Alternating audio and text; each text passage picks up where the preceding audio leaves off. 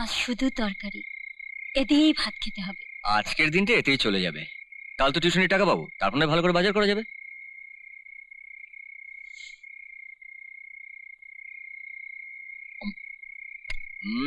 দিদি, তরকারিটা দারুণ হয়েছে, আর দিয়ে না তরকারিটা তাড়াতাড়ি নিয়ে আয় দিদি।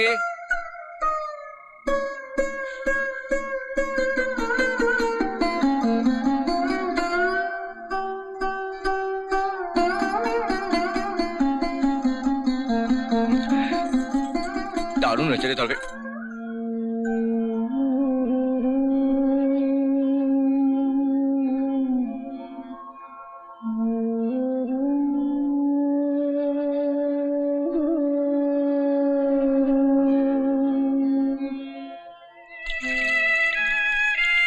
ওরে বাবা রে, মরে গেলাম রে, মরে গেলাম রে বাবা, কি ঝাল রে বাবা। কি?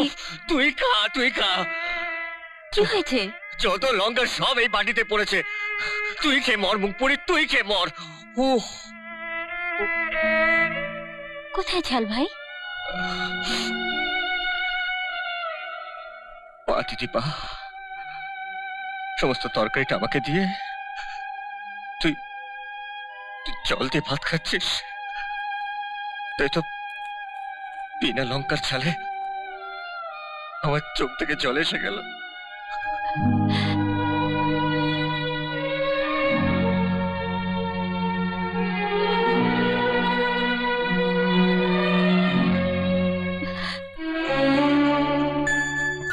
কয়েক পায়ে গলে বাড়িটা একটা রাতে বদলে দিয়েছে তার রূপ। জানি এই গানটা তোর খুবই প্রিয়, কিন্তু এখন গান নিয়ে না বসে আমার সঙ্গে যাবি?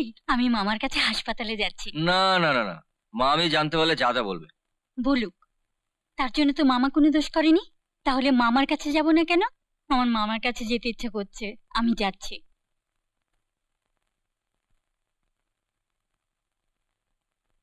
জোরে নিঃশেষ। মামা, মামা। হাই, সব খবর ভালো তো? হুম, সব খবর ভালো, শুধু তোমায় দেখতে পাচ্ছি না, এটাই খারাপ। পাগলি মেয়ে, তোমার কোনো ভয় নেই, তুমি এসো। আচ্ছা বস। সব তুমি হুম। শোন, সেদিন বাড়িতে দিতে পারিনি, এখন এই টাকাটা রাখ। আর পঞ্চমটা যে কি করে গানের মাস্টারি করে সংসার চালাচ্ছে সেটা ওই জানে। না না মামা, এই টাকাটা তুমি রেখে দাও। টাকার জন্য আসিনি আমি, আমাদের তো ভাই বোনের ঠিকই চলে যাচ্ছে। হুম। আমাদের সাহায্য করতে গিয়ে শুধু শুধু মামির কাছে কেন মুখ শুনবে তুমি? তোদের মুখে একটু হাসি দেখার জন্যে শুধু মামি কেন, আমি বিশ্ব সংসারের মুখ শুনতে রাজি আছি। আর পাকামো করতে হবে না, রেখে দে টাকাটা, রাখ রাখ। শোন, তুই একটু রুগী সামলা, আমি একটু ভেতর থেকে ঘুরে আসি। হুম, হুম।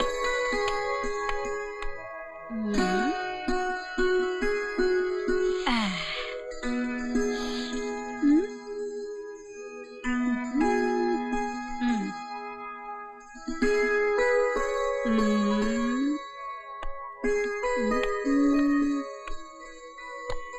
ডাক্তার একটু দেখবেন। দেখাতে হলে ওই বেডে শুয়ে পড়ুন। হ্যাঁ?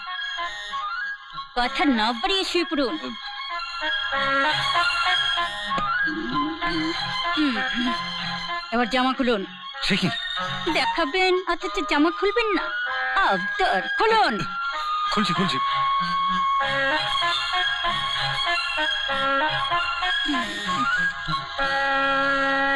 এবার এবার আমি এসে গেছি।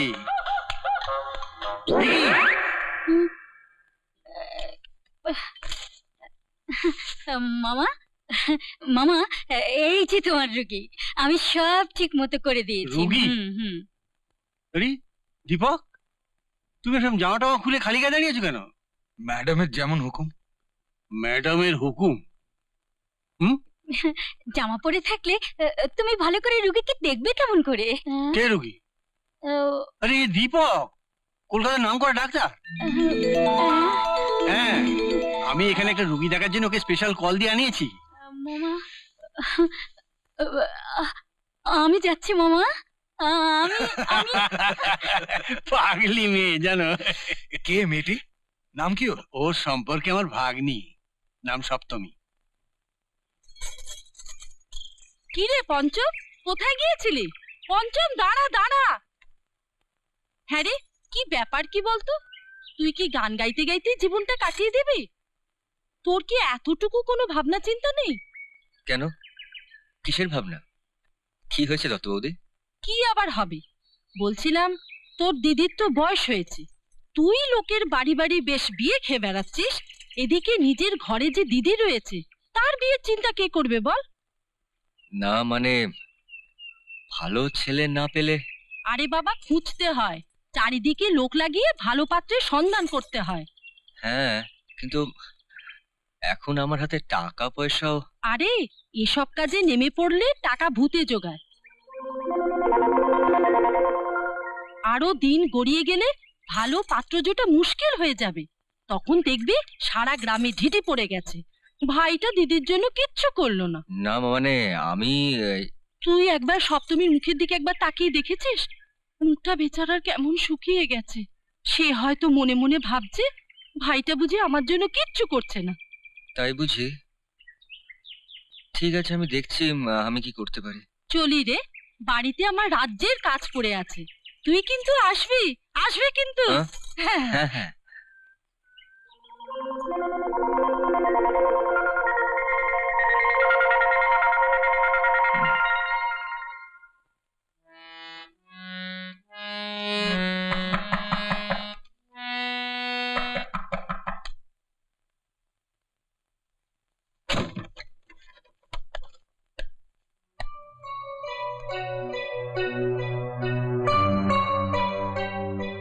কাকে চাই?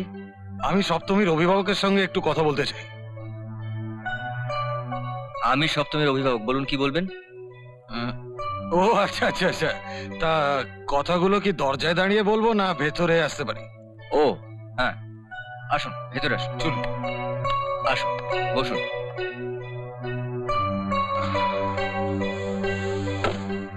এবার বলুন যে আপনি কি বলতে চান। বলছিলাম বলছিলাম যদি আপত্তি না থাকে তাহলে আমি সপ্তমীকে বিয়ে করতে চাই। হ্যাঁ?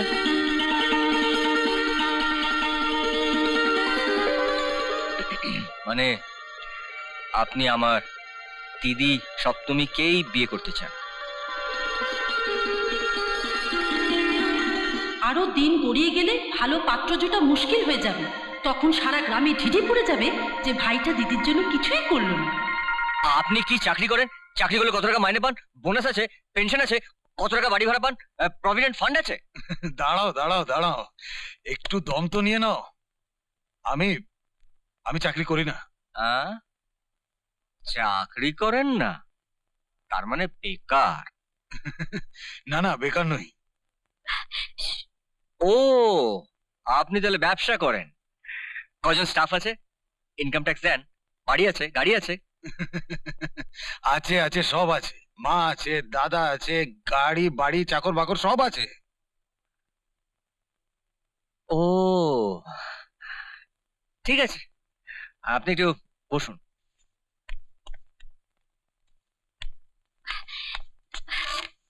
এই এই ভাই, এই এই ভাই শোন, শোন, আমার কথা শোন। সিরিয়াস কথা চলছে, অভিভাবকদের কথার মধ্যে ছোটদের রাস্তা নেই। তুই বরং এক কাজ কর, এক কাপ চা কর। ভাই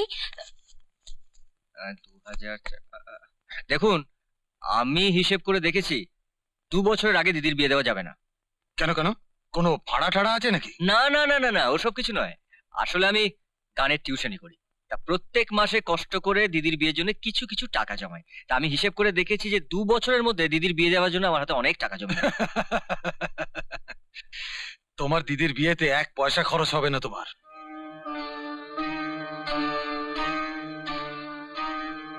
সব খরচ আমি করব।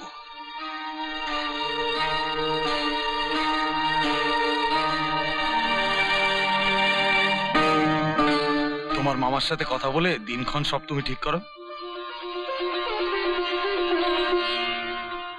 তাহলে আজ আমি আসি। না মানে একটু চা খেয়ে যান।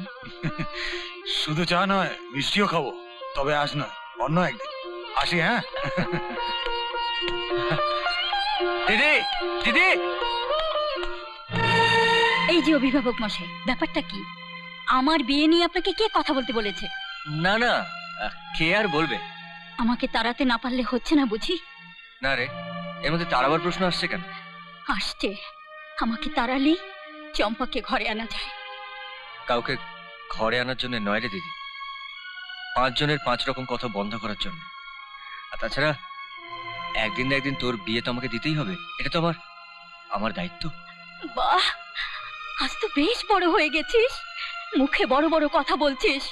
তবে আমার কথাটাও শুনে রাখ, তোকে একা ফেলে এখন বিয়ে আমি করব না, ঘাট থেকেও নামবো না তোর।